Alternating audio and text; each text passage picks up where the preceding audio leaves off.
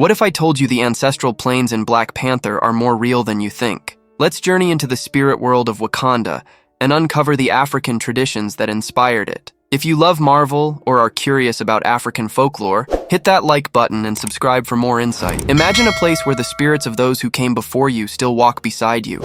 A world where wisdom, strength, and love don't fade with time, but live on, guiding and protecting those left behind. This is the heart of Wakanda's ancestral plains, where T'Challa meets the spirits of his father, T'Chaka, and generations of Black Panthers. It's one of the most beautiful and powerful parts of Marvel's Black Panther. But here's the thing, it's not just fiction. The idea of connecting with ancestors, seeking their guidance, and honoring their memory is deeply rooted in African traditions. Today, we're going to explore the spirit world of Wakanda and how it reflects real-life ancestral worship across Africa. When T'Challa drinks the heart-shaped herb, it's not just a ritual for gaining strength.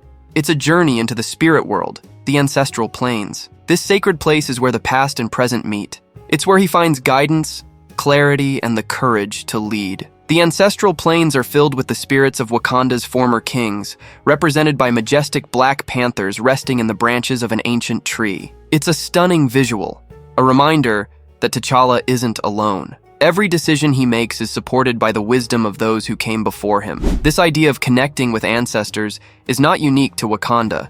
It's deeply rooted in African culture. Across many African communities, ancestors are considered a bridge between the physical and spiritual worlds. Let's look at real-life examples. In the Zulu tradition of South Africa, people believe their ancestors are always watching, guiding, and protecting them. They call these spirits Amadlozi or Abafansi. To honor them, families light candles, prepare special meals, or pour offerings of traditional beer onto the ground, a ritual called ukupahla. Similarly, in Ghana, the Akan people practice what is known as Nsamanfo reverence. They believe ancestors reside in the spirit world and can influence the lives of the living. Libations, pouring water or alcohol onto the earth, are a way to call upon these spirits for blessings, protection, and guidance. In Wakanda, the ritual of the heart-shaped herb is Marvel's way of honoring these traditions. The herb isn't just a plant, it's sacred. It's grown in a place of reverence, tended with care, and only consumed during a special ceremony. When T'Challa lies in the red sands, surrounded by the rhythm of Wakandan chants, he's not just gaining strength, he's opening a door to the spirit world. The ceremonial robes, the chanting, the sacred herb, all these details mirror the rituals African communities use to communicate with their ancestors. One of the most moving moments in Black Panther is when T'Challa meets his father, T'Chaka, in the spirit world. T'Chaka tells him, "You are a king. Stand up." This exchange is more than a father-son conversation. It's a lesson about legacy and responsibility. In many African traditions, ancestors are seen as role models.